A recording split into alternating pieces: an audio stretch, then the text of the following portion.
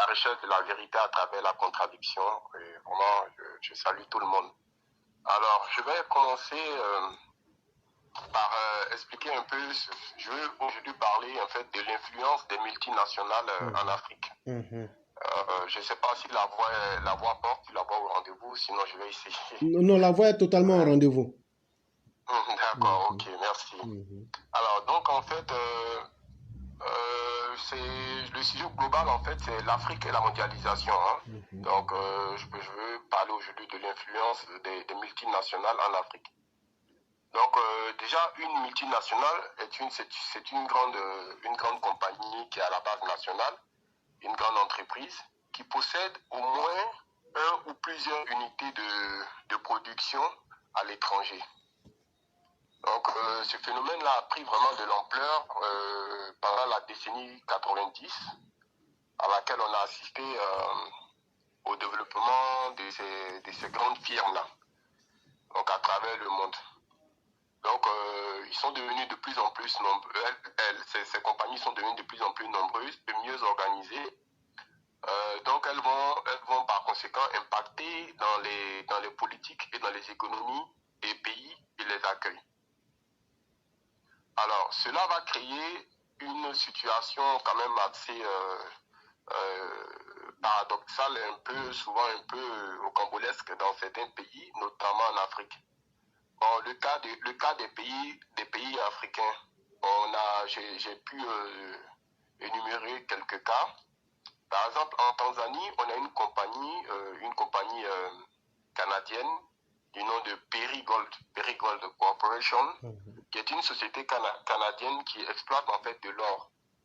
Donc cette société-là a été, grâce à l'exploitation de l'or en Tanzanie, a été numéro 1 dans son domaine en 2005.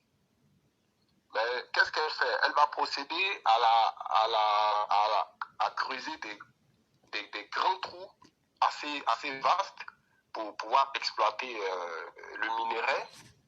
Et donc, en fait, et après, qu'est-ce qu'elle fait? Après avoir fini d'exploiter tout l'or dans cette zone-là, les trous restent comme ça à la portée des habitants, en fait. C'est-à-dire déjà, il y a beaucoup de conséquences au niveau même de l'environnement. Ça dégrade l'environnement quand on sait que pour exploiter ces minéraux-là, on utilise des produits chimiques qui sont très nocifs et très toxiques pour l'environnement, pour la nature, et qui détruisent même l'écosystème et qui sont souvent même source même de maladies et de cancers même pour les populations qui habitent dans les environs. Donc ça, c'est le premier exemple. Ensuite, on a aussi en RDC, en République démocratique du Congo, on a une compagnie aussi qui est une compagnie américaine qui s'appelle la American Mineral Field International, qui est en fait une compagnie qui facilite l'accès au marché aux compagnies américaines pour l'exploitation de tout ce qui est minerai, des exploitations fossiles. Donc, elle a joué aussi un rôle très très important dans la guerre des années Kabila, père Désiré Kabila, qui pendant que les rebelles de Kabila quittaient le sud du pays pour attaquer la capitale, cette compagnie-là a signé un contrat de plus de 50 millions avec les rebelles avant leur arrivée, des 50 millions avec les rebelles avant même leur arrivée dans la capitale. Donc 50 millions en dollars US avec les rebelles de Désiré Kabila. Et après la mort de Désiré Kabila, lorsque son fils Joseph prend le pouvoir, on assiste aussi à l'émergence des BRICS. BRICS, entendez par BRICS, Brésil, Russie, Inde, Chine et South Africa, Afrique du Sud. Donc les Chinois aussi vont signer aussi un gros contrat, de gros contrats aussi en millions de dollars avec dans le sud du Katanga, sous le règne dans le sud du pays, c'est-à-dire dans le Katanga, sous le règne de Désiré Kabila. Bon, c'est des contrats qui se font souvent sans appel d'offres. Faudra aussi le signaler, sans appel d'offres, sans mise en concurrence. C'est-à-dire, je ne sais pas si c'est des contrats qui se font au gré à gré. Et les choses se passent vraiment, je vais dire, entre les nouveaux tenants du pouvoir. Leur stratégie, en fait, c'est jouer sur la fragilité du pouvoir qui se met en place. Et il faut aussi dire qu'ils ne se contentent pas de signer ces contrats-là qu'avec les pouvoirs fragiles, les pouvoirs nouveaux fragiles. Ils traitent aussi, en contrepartie aussi, avec les rebelles qui occupent une certaine zone du pays. Voilà. Donc, ils sont sur tous les fronts. Et il y a aussi le cas aussi d'un autre groupe canadien qu'on appelle Talisman, qui a été reconnu d'avoir soutenu le gouvernement dans les exactions des populations en Soudan. Et en fait, il y a eu de graves exactions au Soudan qui ont carrément fait déguerpir les populations de gré ou de force de leur zone, parce que ces zones-là devaient être exploitées par ce groupe Talisman-là. On va aussi prendre l'exemple en Côte d'Ivoire de Cargill et de Nestlé, qui sont deux géants de l'agroalimentaire, qui ont été en fait cités, qui sont en procès depuis 2005, qui ont été cités par la Cour, enfin pas condamnés, mais je pense que le procès est toujours en cours, par la Cour suprême des États-Unis, et pour des allégations formulées par six anciens enfants esclaves qui les accusent d'avoir cautionné en fait le travail forcé, une sorte d'esclavage qui est puni par la loi. Donc voilà, dans les plantations de cacao. Ensuite, on a aussi la terrible guerre qu'il y a eu aussi en Sierra Leone, avec une guerre très très violente, tellement violente. Et pendant cette guerre-là aussi, les films ont continué à signer des contrats avec le gouvernement et les rebelles. Donc voilà, il y a eu même un contrat de 25 ans d'exploitation, voilà, qui a été signé par le gouvernement qui était en place. Et il y a aussi eu des contrats aussi signés avec des rebelles.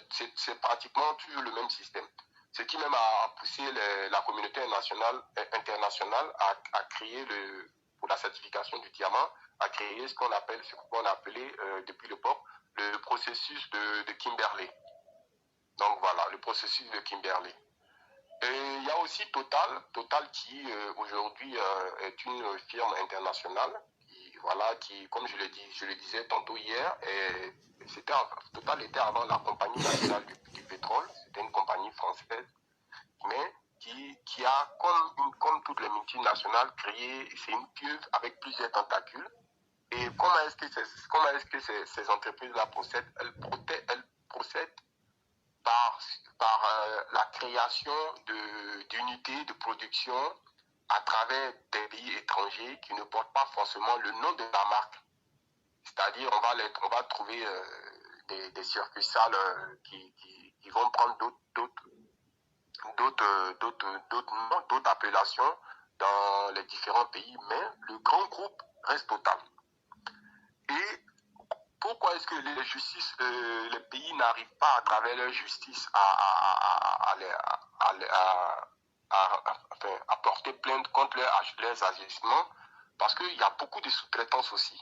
Il faut le dire que ces entreprises-là utilisent vraiment beaucoup de sous-traitance. Et Total a un projet totalitaire de globalisation, de faire le sale boulot à ses filiales, à ses filiales, toujours en essayant de se cacher derrière la mondialisation pour pouvoir en fait échapper les filets de la justice en fait des pays où qu'elle exploite. Alors, donc, il y a aussi le cas de Bolloré qui est vraiment investi dans plusieurs domaines, que ce soit dans le transport, dans l'énergie, dans le fret maritime, elle a des sociétés de fabrication de véhicules, elle a des plantations d'huile de palme. Voilà, à travers ces deux grandes succursales qui sont Vivendi pour l'environnement et Havas aussi, qui est un groupe aussi qui appartient au groupe Bolloré, qui est aussi dans la presse audiovisuelle et écrite. Voilà. Et en fait, c'est des stratégies en fait d'investissement tout azimut qui rapportent beaucoup de bénéfices. Plus de 260 millions d'euros en 2017 au Cameroun pour Bolloré, sans aucune protection sociale, avec un salaire minimum, et voilà, et avec aussi la stratégie de créer beaucoup de sous-traitance, ce qui fait que pour remonter jusqu'à la tête vraiment du dragon, c'est très compliqué juridiquement, c'est très compliqué. Donc, en gros, c'est un peu, pour ne pas être trop long, c'est un peu ce travail de recherche que j'ai essayé d'effectuer. Je vais conclure, avant de te donner la parole, pour expliquer que, en fait, je me réfère sur l'une des chansons de l'une de nos grandes stars, Alpha Blondy, qui disait dans l'une de ses chansons, c'est la mondialisation avec la pensée unique du maître à penser.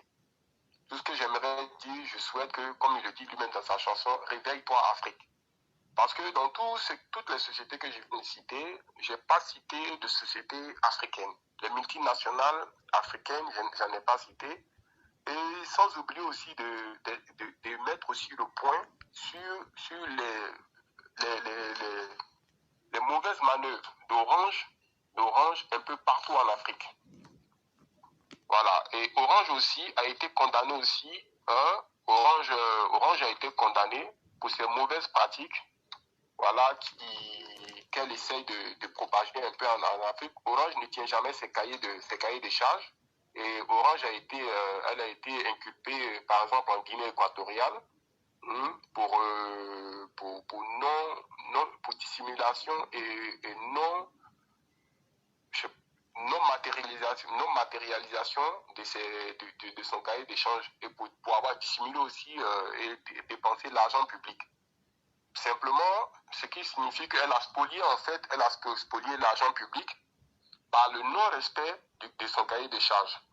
C'est-à-dire que ces grandes compagnies-là, quand elles viennent signer ces grandes multinationales, quand elles viennent signer des contrats dans les pays, généralement en Afrique, avec un long cahier de charges qui leur sont soumis, elles signent, mais dans la réalité, le service est rarement au rendez-vous.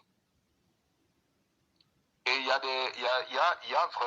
vraiment péri à la demeure. Moi, je pense que il y a aussi des conséquences financières.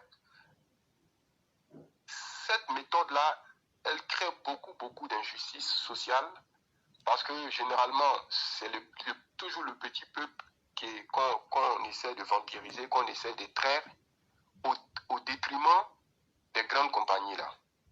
Il y a aussi le fait que ces compagnies-là, ces multinationales-là sont devenues tellement puissantes qu'elles imposent leur volonté et leur politique aux États. Et on voit aujourd'hui, dans pas mal de cas, les présidents, l'exemple que je connais, c'est les présidents français, tous les présidents français de ces 20 dernières années sont devenus des VRP de ces compagnies-là à travers le monde. Notamment le bouillonnant Nicolas Sarkozy, était vraiment le VRP des multinationales françaises dans le monde entier. Pendant son mandat et même après son mandat, il continue de l'être.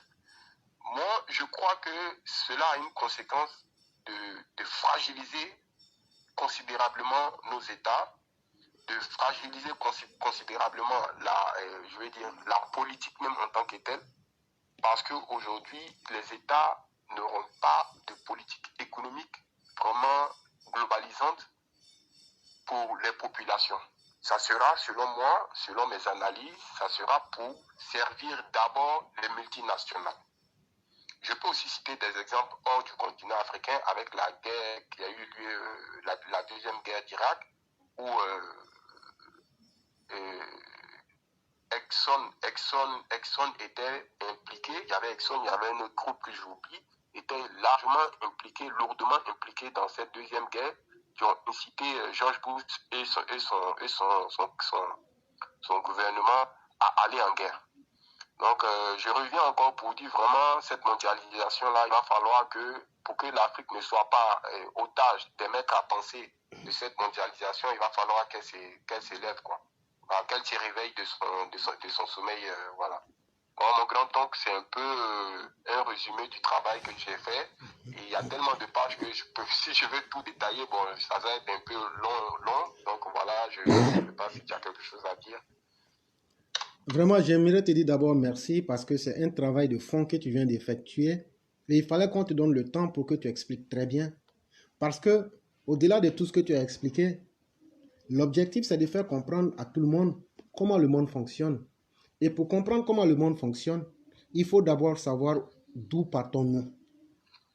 Et pour essayer de réexpliquer un peu ce que tu as dit, tu nous as expliqué comme ça qu'à partir des années 90, on n'aura plus les économies du maître à l'esclave qui étaient les économies du colon aux sociétés indigènes africaines, c'est-à-dire de la période que vous connaissez jusqu'en 1960, vont s'arrêter.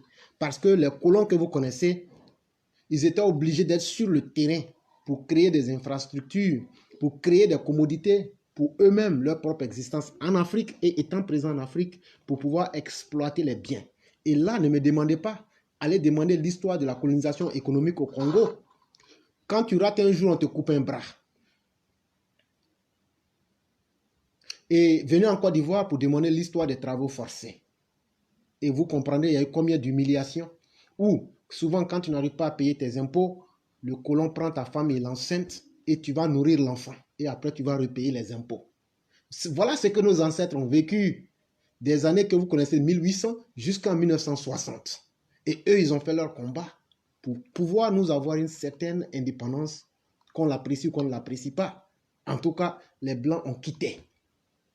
Et si nous revenons à cette réalité-là et que nous faisons aujourd'hui une étude d'analyse, est-ce que l'indépendance que nous avons eue, est-ce que ça a été de bonnes indépendances ou de mauvaises indépendances? Cela dépend de là où vous devez vous situer. Mais moi, je donne mon analyse pour dire que quand je regarde aujourd'hui certains pays, comme la Guadeloupe et autres, comment on appelle ces pays-là même là, l'outre-mer française, c'est ça, non? Les dom-toms, voilà. J'estime qu'ils n'ont pas tort parce qu'aujourd'hui, en ne prenant pas leurs indépendances, ils ont obligé le colon à justifier sa présence sur le terrain. Ce qui fait qu'aujourd'hui, même s'ils sont dans une relative misère, mais c'est comparé toujours aux standards de l'Occident. Mais, contrairement à l'Afrique, même les pays qui disent qu'ils ont bien négocié cette indépendance-là, une fois les Blancs quittés, on a confié nos destins à nos propres frères qui ont une peau noire, mais en réalité, qui ont un masque blanc à l'intérieur d'eux-mêmes. Mais encore, au-delà de ce masque blanc, parce que c'est un complexe, ils veulent tellement faire plaisir aux Blancs et tellement ressembler aux Blancs. Et ça, c'est eux tous. Mais le pire dans l'affaire, c'est qu'eux-mêmes doivent chercher leur croûte dans cette histoire-là. Et donc, l'Afrique se retrouve doublement exploitée, sinon pour ne pas dire triplement exploitée. Parce que les nouveaux dirigeants venus, il faut nécessairement que eux, ils créent un fossé pour montrer que eux, ils sont au-dessus de cette ancienne classe d'indigènes. Ça veut dire quoi? Les peuples qui ont acquis nouvellement l'indépendance, il faut que les dirigeants, dans leur grande majorité, montrent qu'eux sont d'une certaine manière mieux que le peuple. Et donc, pour en arriver à cela, l'objectif premier ne sera pas de développer nos États africains, mais c'est d'abord de créer une certaine forme de bourgeoisie africaine pour d'abord créer un fossé entre la population. Et entre-temps que les dirigeants étaient en train de faire ça, les Occidentaux ont tiré un autre avantage, c'est qu'ils se sont dit, aujourd'hui n'étant plus sur le terrain, mais étant capables de manipuler ceux qui sont là, pourquoi venir salir la main et engager notre responsabilité? Et donc, des années 1960 jusqu'en 1970, ils vont donc stratégiquement encourager les différents pays en fonction des intérêts de l'Occident à produire les besoins de l'Occident. Tu te souviens très bien, il y a quelques jours, j'ai mis un document de Cheikh Amadou Mpateba. Oui, j'ai beaucoup aimé, c'est parlant, quoi. Voilà, et la première phrase explique tout. Quand tu crées une société humaine, qui produit des choses dont elle n'a pas besoin, vous produisez en même temps une société en échec et en défaillance. Et les Occidentaux ont bien compris ça. Aujourd'hui, les Africains, on nous dit on produit le coltan, on produit le cobalt, on produit l'or, on produit tout ça, on produit tout ça. Mais nous n'utilisons pas. Et nous ne pouvons rien faire avec. Et donc, ça nous met à la merci du maître à penser. Et ça justifie le fait qu'il n'ait plus à salir leurs mains sur le terrain parce qu'il y a le devoir de mémoire de l'histoire qui est là. Et le monde évolue. Et en tout cas, sur les papiers, les droits humains semblent connaître une avancée. Mais, qu'est-ce qui va donc se passer? Les chefs d'État, eux, vont chercher leurs intérêts dans ce jeu. Les populations n'ont jamais évolué, mais l'Occident a toujours progressé. Voyez-vous, le prix du cacao se fixe à Londres. Tu as parlé du traité sur le diamant sale de Kimberley. Voilà, de Kimberley. Oui, la certification. Voilà. Mais c'est encore où? C'est à Londres encore. Ouais. Vous prenez tous nos produits. Ce ne sont pas... Excuse-moi, c'est la certification du processus de Kimberley. Voilà. Oui, effectivement. Et donc, vous voyez, or, quand tu ne maîtrises pas ton économie, tu ne maîtrises rien dans ton existence. Mais comme tu l'as bien dit, on essaie de sauter sur beaucoup de choses. De 1960 jusqu'en 1990, voilà comment nos États seront. Sous dépendance économique, avec une dictée de ce qu'il faut produire pour l'avantage d'abord du consommateur occidental, au détriment même de celui qui produit. Et dans l'intermédiaire, ce sont nos dirigeants qui se remplissaient les poches. Et on en arrive aux années 90. Et dans les années 90, qui ne connaît pas le programme d'ajustement structurel en Afrique? Allez voir les désastres en Tanzanie. Allez voir les désastres au Ghana.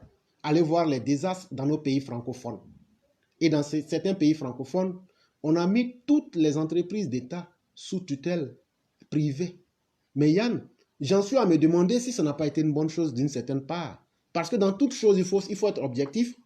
Parce que quand je prends par exemple l'histoire de la Côte d'Ivoire, où Bédié à lui seul a bousillé plus de 5 ou 6 entreprises d'État. Est-ce qu'aujourd'hui, si on avait voulu maintenir des compagnies nationales, est-ce que tu étais sûr qu'on allait pouvoir avoir une compagnie aujourd'hui en Côte d'Ivoire pour nous servir de l'eau, de l'électricité et le peu de commodités qu'on a? Voilà une question que je me pose. Et donc, on peut beau critiquer tout ça, mais ça montre que nous-mêmes, les Africains, n'avons pas grandi. Parce que les ajustements structurels vont avec quoi? Ça veut dire les compagnies d'État que vous aviez, si vous vous retrouvez en train de les vendre à des privés, ça veut dire que vous aviez été irresponsable. Ça veut dire que vous doutez même de votre propre gestion. Et ça a été la même chose au Congo de Mobutu Sese Seko. Est-ce que tu sais que le franc zaïrois était plus lourd que le dollar américain?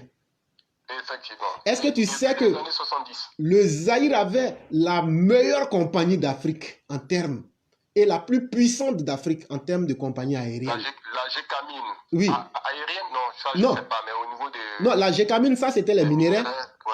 Mais la compagnie la plus puissante du minerai, c'était aussi la Gécamine. Et la compagnie d'aviation la plus puissante et la plus organisée, c'était encore la compagnie, comment on appelle, de ce même pays-là, le Zaïre. Mais à cause de la grande mauvaise gestion, à un certain moment, puisque nous ne maîtrisons pas l'économie mondiale et que l'irresponsabilité est la chose la mieux partagée, les ajustements structurels viennent à dire, à travers le FMI, la Banque mondiale et les institutions de Bretton Woods, pour dire, bon, voilà ce qui est bon pour vous. C'est-à-dire, on va vous dicter ce qui est bon pour vous.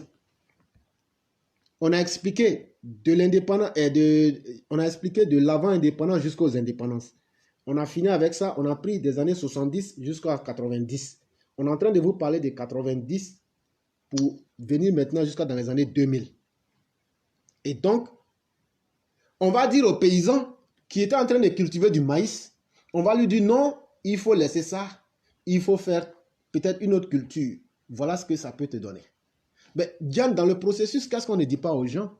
C'est que ce sont des règles qui sont dictées depuis le FMI ou les grandes institutions financières du monde pour retarder le processus économique, mais aussi humain des pays sur lesquels il faut expérimenter ça. Parce que quand tu demandes à quelqu'un de ne plus produire ce dont il a besoin, mais de produire quelque chose qui ne pourra pas vendre à son prix, c'est comme si indirectement tu lui mettais un frein à son développement humain, même personnellement, avant le développement économique. Parce qu'il ne pourra même pas résoudre ses problèmes endogènes. Et les Africains n'ont pas compris cela. Je n'accuse pas les Africains, j'accuse les penseurs africains. Et me dira-t-on, mais il y a tout un système qui est avant. Mais on se libère toujours d'un système. Le système ne va jamais ouvrir la porte pour vous dire prenez votre liberté. Ça n'existe pas. Et les conséquences de ces ajustements structurels-là, tous les pays de l'Afrique les ont connus. Mais le seul bénéfice, parce qu'il faut être honnête, c'est que ça a permis au moins d'avoir quelques entreprises qui existent aujourd'hui. Si je prends le cas de la Côte d'Ivoire, la SODECI, la CIE et autres, je me dis que si c'était fondamentalement dirigé par les Ivoiriens, ces compagnies-là n'existeraient pas aujourd'hui. Ou même si elles existaient, elles seraient en des piteux états. Voilà aussi. Ben oui. Voilà. Et donc ça... Ça a existé avec l'ECI, mais on a vu comment l'ECI, au début des années 90, l'ECI commençait. Il y avait que des délestages. Hein. Je ne sais pas si tu te souviens encore. Très bien. Très bien. Très bien. Et donc vous... C'était vraiment... ça commençait à être vraiment le foutoir, quoi, effectivement. Au niveau de l'ECI. Hein. C'est après qu'on est passé à la CIE. Effectivement. CIE SODECI avec le frère de l'autre qui est comme président du PDG du groupe. J'oublie son nom. Monsieur Zadi Zaourou, il avait un frère là. Voilà, qui était, j'oublie son nom, mais qui était vraiment le directeur de CIE SODECI, oui. Ok. Et donc, voyez-vous, quoi qu'on dira de ces ajustements structurels-là, malheureusement, ça explique encore notre incapacité en tant que peuple. Et c'est ce que vous disiez la dernière fois, un peuple qui manque de penseurs et un peuple qui manque de personnes qui peuvent entreprendre, voilà ce que ça donne.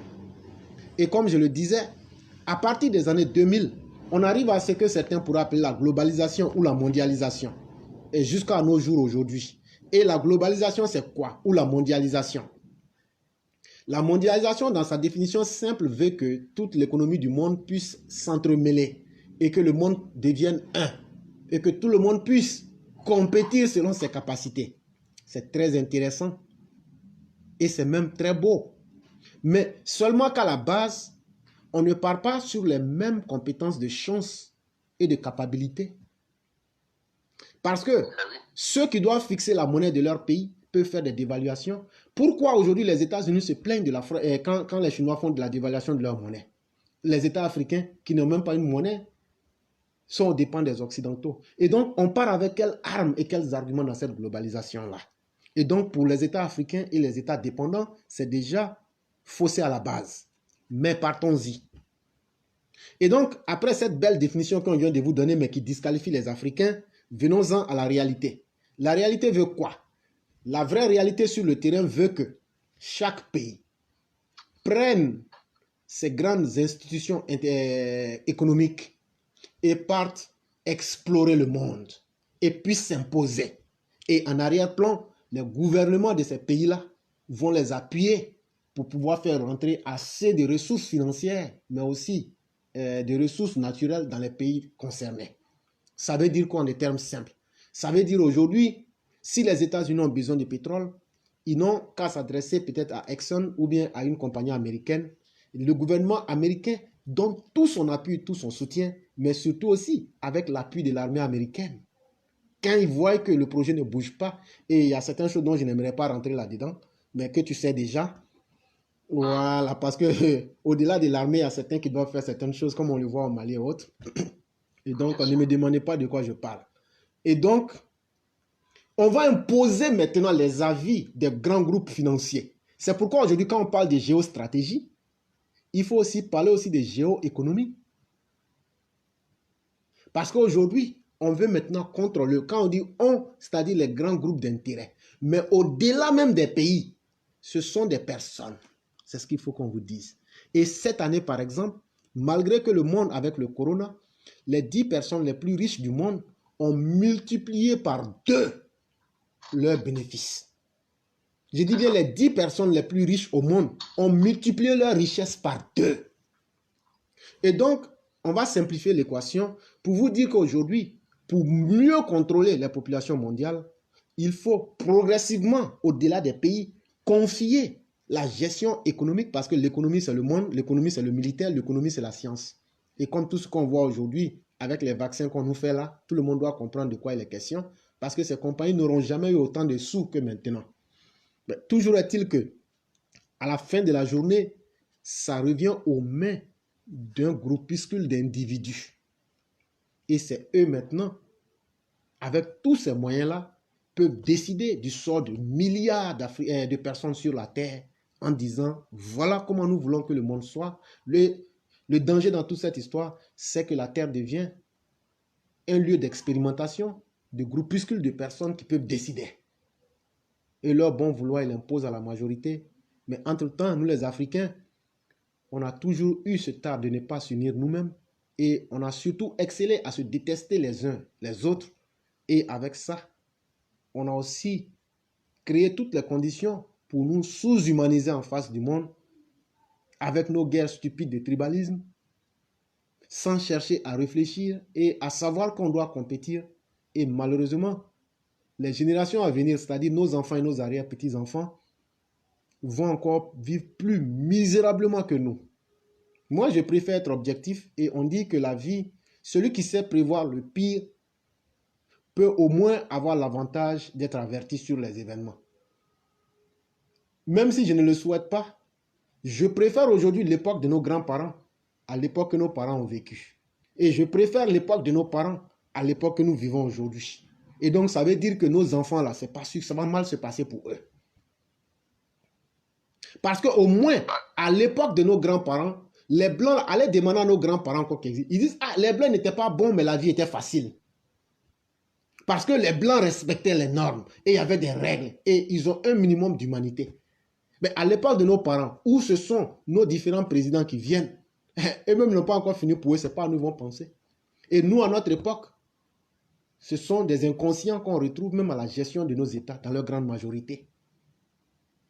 Et qu'est-ce que vous voulez attendre de quelqu'un comme Laurent Gbagbo, comme Bédier et comme bien d'autres dans nos pays africains qui deviennent même, eux-mêmes, ils transforment même la malhonnêteté volontaire en système philosophique. C'est-à-dire que eux-mêmes, le rapport même à la bonne moralité ne fait pas partie même des questions qu'il faut se poser. Et malheureusement, qu'est-ce que demain va nous réserver avec les défis de ce monde-là? Qu'est-ce que demain va réserver à nos enfants? Nous ne savons pas. Mais j'aimerais que quelqu'un arrive à me convaincre que les jours seraient meilleurs. Mais moi, je ne crois pas personnellement. Il faut que les Africains, on se pose les vraies questions.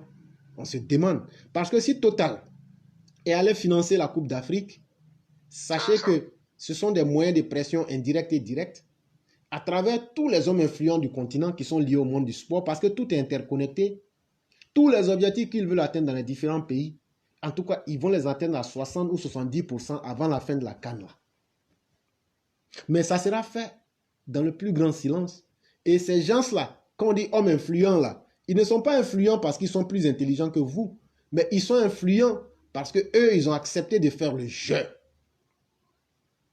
Et on leur a donné de l'argent pour cela. Et eux, ils vont fermer la bouche et utiliser leur image et leur identité pour influencer, pour que la pilule passe facilement. Voilà la réalité qu'il faut qu'on vous explique. Mon grand oncle, si je peux me permettre, je pense que cela pose vraiment un problème philosophique sur le devenir même de l'être humain dans sa globalité, quoi. Effectivement. C'est ça, parce qu'aujourd'hui, ces compagnies-là sont à la recherche d'une hégémonie totale. C'est-à-dire que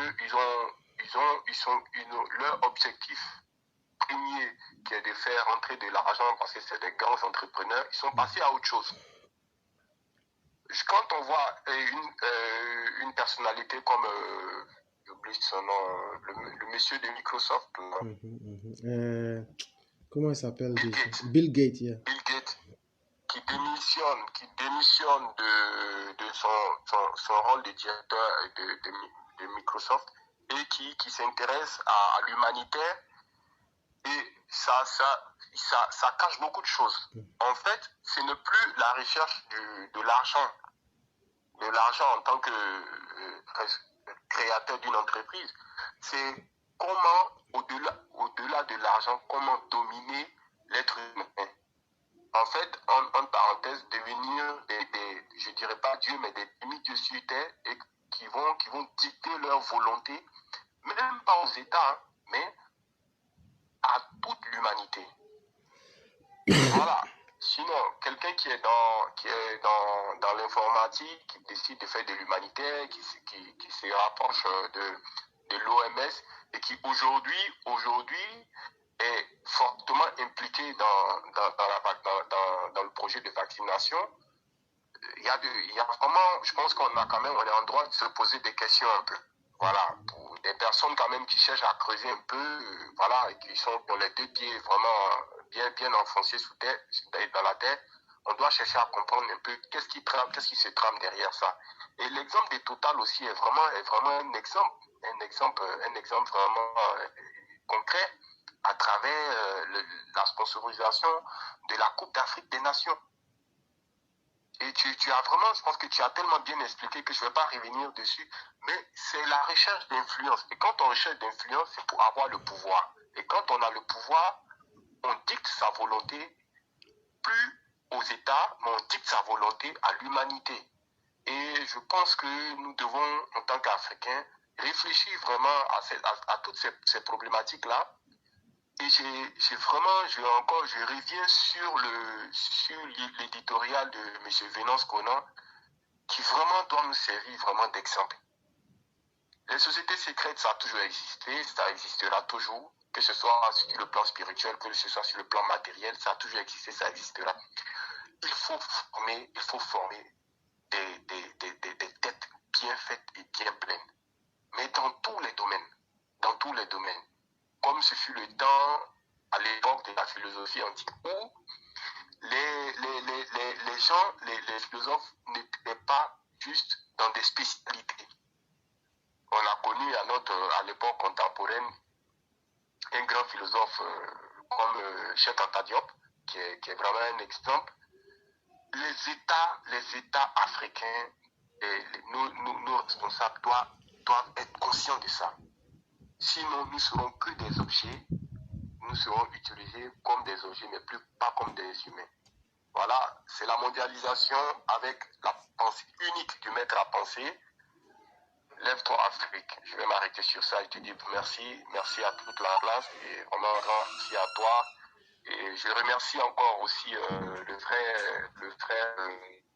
mon frère Leroy, pour le bel hommage qu'il t'a rendu la dernière fois. J'ai l'impression que tout ce qu'il disait, c'est moi-même qui étais en train de le dire. C'est tellement vrai, tout ce qu'il a dit à ton sujet, que voilà, je ne vais pas ajouter grand-chose, à part vraiment confirmer tout ce qu'il a dit. Et je me rappelle que moi, j'avais une fois même appelé Dempsey aussi. J'étais tellement impressionné par tes premières sorties. J'ai appelé Dempsey une fois, bien avant que je crois quelques jours avant que tu crées même ta plateforme. J'ai appelé Dempsey, j'ai discuté avec Dempsey. Vraiment, le monsieur avec qui tu es là, il est balèze. Il a dit, ah oui, bon, enfin, on a vraiment parlé de toi. Aujourd'hui, je suis plus que jamais convaincu et avoir beaucoup de chance et être honoré vraiment de faire partie de tes élèves, quoi. Voilà, je te remercie pour tout. Vraiment aussi, c'est moi aussi qui vous dis merci, surtout à tous les élèves de la classe, parce que comme moi je le dis, personnellement, le temps a fini par faire des liens entre chacun de nous ici, et je dis merci aux vrais élèves de la classe, parce que vous savez, effectivement, chacun de nous avait besoin de cela, parce que ce qu'on vient de faire là aujourd'hui, beaucoup de personnes vont comprendre beaucoup de choses qu'on ne pouvait pas leur expliquer simplement. C'est surtout ça aussi qui est devenu nos émissions, expliquer ce que les gens veulent voiler. Et avant de te laisser, souviens-toi de ce verset dont je n'ai plus la référence, mais où le Satan comme ça disait, et ça trompe beaucoup, mais quand on parle de Satan et de Iblis, c'est deux choses complètement différentes. Le Satan, c'est un niveau spirituel. C'est ce qu'il faut qu'on explique aux gens. Et donc, ce n'est pas quelque chose de physique, c'est un niveau spirituel, mais on ne va pas tout expliquer. Mais de toute façon, il dit comme ça, je ferai tout pour que la majorité parmi eux prennent le mauvais chemin, les égarer.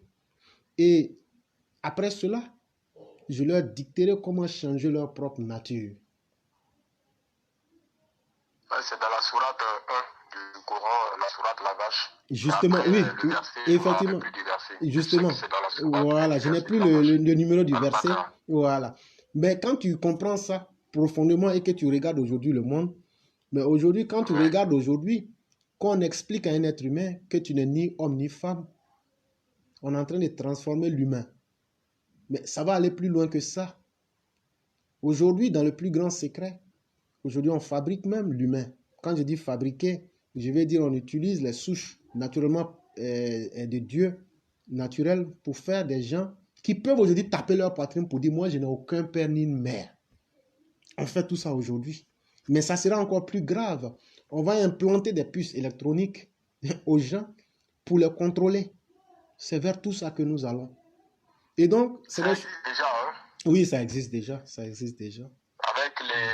Je sais que dans... Je crois que c'est en Europe, j'oublie le nom du pays, mais on a un journaliste, il y a un journaliste qui s'occupe de tout ce qui est technologie sur France 24. Justement. Qui s'est fait implanter une puce. Justement. Une puce en expérimentation. Je crois qu'au Japon, aujourd'hui, il y a des gens qui peuvent faire des achats. Ils ont des puces dans leur main. Et à travers juste le fait de passer comme ça leur paume comme ça sur la carte bancaire, ça montre, ça valide leurs achats. C'est ce qu'on appelle le système. Là, on n'est que vraiment aux prémices du processus. Voilà. C'est ce qu'on appelle le système RFID. Et ça ira plus loin que tout ça. Et aujourd'hui, tout ça, ça a été déjà expérimenté. C'est pourquoi vous avez vu aujourd'hui les sociétés de tattooing faire le tattoo, mais les piercings, se percer là. C'est devenu quelque chose aujourd'hui qui est cool. C'est-à-dire ceux qui peuvent se percer tout le corps, faire des multitudes de tatous. C'est fait ça pour jouer sur les consciences, pour dire que vous devrez accepter. Et à force de voir, tu finis par accepter quelqu'un qui a au moins 1000 perforations sur son corps. Et toi, si on te demande de faire une seule perforation, mais de quoi te plains-tu? Mais tout ça, il y a toute une industrie derrière pour jouer sur le cerveau. Pour là, toi, tu vas te plaindre d'une perforation de ton organisme. On va te dire, bon, voilà quelqu'un qui a 2000 perforations sur son corps. Mais lui ne se plaint pas. Et donc, il faut multiplier ce genre de personnes-là. Et qu'est-ce qu'il faut faire? Dans l'industrie cinématographique, dans l'industrie de l'information, il faut rendre ce phénomène-là cool. Je ne sais pas comment je vais expliquer ça. Il faut rendre ça attrayant, si tu veux. Et tout ça... On va dire sexy, quoi. Voilà, sexy, si vous voulez. Sexy, voilà. Et donc... Qui passe facilement, voilà. Et donc, il faut que nous puissions être capables d'enseigner cela à nos enfants, de leur expliquer aujourd'hui que le plus grand danger, c'est le mal qui vient. Et je me souviens d'un hadith du prophète qui disait qu'un jour les vivants vont souhaiter avoir connu la mort et vont envier même la position de ceux qui sont dans les tombes. Et malheureusement, c'est à cela que nous voulons. Toute personne qui prendra le risque de vouloir vivre selon les valeurs humaines, tu vas regretter d'avoir été sur la terre. Ce jour-là arrive. Mais que vaudra encore un peuple qui n'a aucune carapace morale, intellectuelle et philosophique? Quand je parle de philosophique, ça ne veut rien dire. C'est un gros mot pour parler de comportement et de sagesse. Parce que c'est un mode de vie. Les Africains n'ont pas de stratégie. On fonctionne avec ce que les autres nous donnent. On n'a même pas un système de pensée. On ne vit pas avec nos propres religions.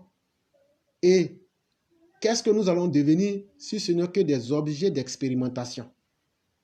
Et donc, ne soyez pas surpris. Ce que tu es en train de dire là, on ne veut pas dire certaines choses. Mais la guerre de l'uranium qui est en train de se passer au Mali, chers frères, moi, je vais vous dire la vérité. La guerre de l'uranium, ce n'est pas Assimi, ce n'est pas CEDEAO, c'est la guerre de l'uranium. Disons la vérité. C'est la guerre de l'uranium. On a découvert un coin au Mali là, tellement l'uranium est beaucoup là-bas là. Même ça sort, tu vois ça avec les yeux. Ça sort sous forme de gaz. C'est cette guerre-là qui est là. Et donc, aujourd'hui là, ce qui peut faire peur à quelqu'un, aujourd'hui tout le monde entier là, quand les humains ont les mêmes forces, ils n'ont plus peur. Si toi et moi on a les mêmes couteaux, on n'aura plus peur. Eux aujourd'hui là, ils ont tous développé la bombe nucléaire. De la même manière qu'ils sont en train de dire aux Iraniens de ne pas développer la bombe atomique, c'est du pipeau. En réalité, les Occidentaux ont déjà fini la bombe atomique il y a longtemps. On nous parle aujourd'hui de la miniaturisation des armes de destruction massive. C'est là qu'on est aujourd'hui. Et là, sinon là... Les robots soldats. Justement. Et donc, les gens pensent que ce ne sont pas les Américains, mais des personnes physiques qui viendront faire cette guerre-là. Et c'est que les Maliens ne comprennent pas. Et c'est que ceux qui sont assis qui disent, comme ce n'est pas notre problème là, C'est une guerre par procuration. Et ils ne vont pas faire cette troisième guerre mondiale-là, ni aux États-Unis, ni en Russie, ni en Europe de l'Ouest. Elle se fera en Afrique. Et donc, toi qui es assis là pour dire, comme ce n'est pas mon problème là, je ne veux pas me mêler dedans là. Quand on va lancer ces bombes-là, c'est vous tous qu'on va ramasser ensemble. Et c'est pourquoi il faut se sentir concerné. Et donc, cette guerre-là, Assimi ne fait que profiter d'une situation, sinon lui-même, il est petit dans le jeu. C'est une guerre de positionnement des grandes puissances. Et aujourd'hui, qu'est-ce que les États-Unis vont faire pour avoir plus d'uranium, pour l'enrichir au maximum et s'imposer aux Russes, pour dire nous avons au moins 3000 têtes nucléaires.